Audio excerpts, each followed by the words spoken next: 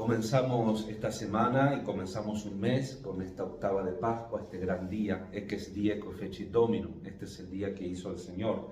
Alegrémonos y regocijémonos en Él. Cantamos en este salmo que es eminentemente pascual.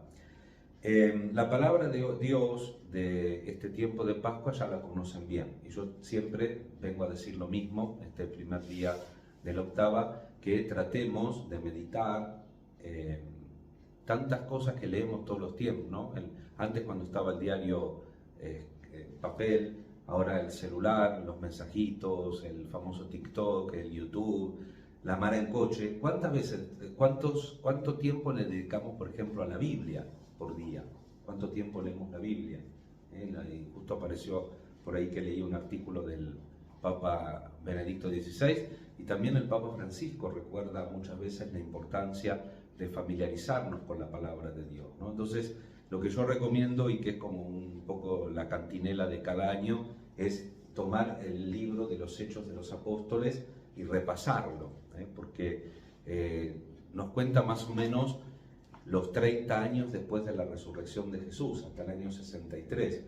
Y los primeros 5 capítulos es el afianzarse de la fe cristiana, la comunidad de Jerusalén. Del 6 al 11 es la extensión de esa fe cristiana a Samaria y a Siria, y a partir del capítulo 12 con la actividad de San Pablo a través de Medio Oriente y Grecia, lo que hoy es Europa, y hasta los confines del mundo, que sería también la evangelización de nuestros pueblos, porque el libro de los Hechos de los Apóstoles es una continuación del Evangelio de Lucas, pero no es un libro cerrado, porque como termina el libro, deja abierta a las siguientes generaciones cristianas de la actividad misionera fundada en la fuerza del viviente, del resucitado, que actúa a través del Espíritu, diciéndonos cómo nos tenemos que defender, qué tenemos que hacer y por dónde debe ir la Iglesia.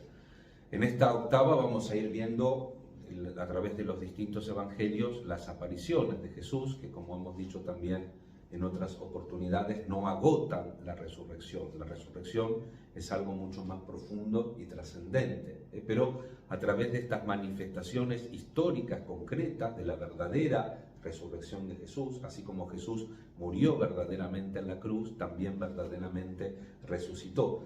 Y estas manifestaciones son el ámbito propio de la comunicación, el testimonio. Recuerdan que en los Hechos de los Apóstoles, si lo vamos leyendo lo vamos a encontrar, cuando tienen que reemplazar el lugar de Judas, ¿cuál es la primera ocupación que tiene que hacer el apóstol? Dar testimonio de la resurrección, para que dé testimonio de la resurrección. Los apóstoles, el Papa, los obispos, sus sucesores, pero también todos los bautizados en esta liturgia, en esta cincuentena, que es eminentemente pascual y bautismal, tenemos que nosotros también aprender a dar testimonio de la resurrección. Y lo tenemos que hacer en el contexto de la vida y en el contexto de la superación, como rezábamos hoy en el Salmo 15. Protégeme, Dios mío, porque me refugio en ti. Señor, tú eres mi bien. El Señor es la parte de mi herencia y mi cáliz. Y es casi este Salmo 15 como el Magnificat de la octava pascual, después de Jesús haber pasado por su sufrimiento y por su muerte y resurrección.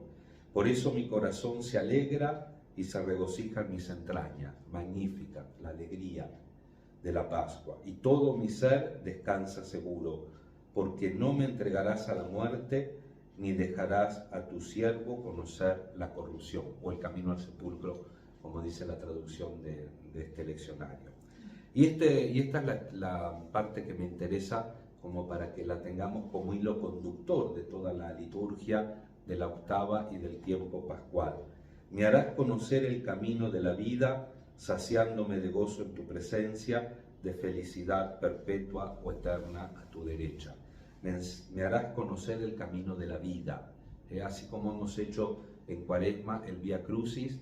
Recordaba muchas veces San Pablo VI, tenemos que hacer el Vía Lucis ahora, el camino de la luz, que no es otro que el camino de la vida. Y lo tenemos que hacer también en base a la apertura, porque Dios no nos quiere hacer creer a la fuerza, sino que lo tenemos que hacer a través de la apertura. Por eso este lunes comenzamos con este testimonio de Mateo, de la resurrección, es un poco la continuación del texto de la misa del día, ¿no?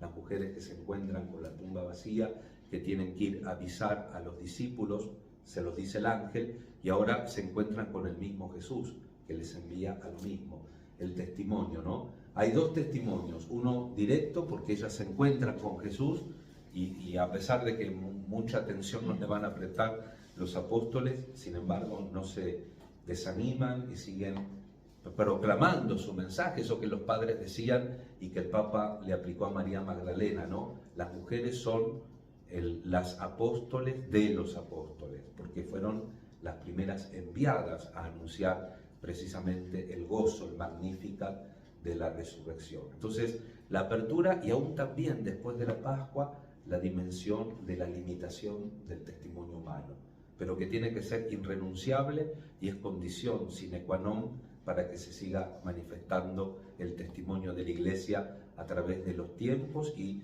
dándole la posta una generación a la otra generación. Y después tenemos la cerrazón de los guardias, ¿no? Que vemos también por otro lado que el soborno no es un invento de último momento, sino que ya está en los evangelios y está antes también, porque en la literatura clásica se encuentran testimonios, ¿no? Como dice San Agustín, los que estaban dormidos eran los guardias, evidentemente, porque creerse eso, si estabas dormido, ¿quién sabe quién sacó el cuerpo? Se pudo haber ido solo, se pudo haber desaparecido, ¿no? Dice San Agustín, los primeros dormidos son los guardias, evidentemente. Y es un testimonio de la cerrazón, más allá de la anécdota de lo que se quería significar con esta narración en el Evangelio de Mateo. Nuestro testimonio siempre tiene que estar en la sorpresa, en la magnificencia de este Dios que ha querido comunicarnos una vida nueva que ya comienza en la caducidad y en la fragilidad de nuestra vida y de nuestra historia. Vamos a tratar, como cada año también lo decimos, de vivir este encuentro con el resucitado de una manera nueva. Celebrar la Eucaristía es hacernos presente como en una máquina del tiempo en esa acción salvífica de la muerte, de la resurrección, del envío del Espíritu Santo, que tiene que seguir vivo a través de la Iglesia en la medida que Dios me resucita a mí cada día, me hace levantar, me hace superar las adversidades, los temores, la tristeza, en definitiva la muerte que trajo la independencia del hombre de Dios y nos permite otra vez volver al árbol de la vida por medio del árbol de la cruz y de la resurrección gloriosa del Señor, que se quiere manifestar a nosotros y quiere que también nosotros, una vez hecha la experiencia pascual, la manifestemos incansablemente a los hermanos. Nos encomendamos a la Santísima Virgen, a San José, y le pedimos al Señor la gracia de vivir la alegría de la Pascua, testimoniando al viviente, al resucitado. Que así sea. Que así sea.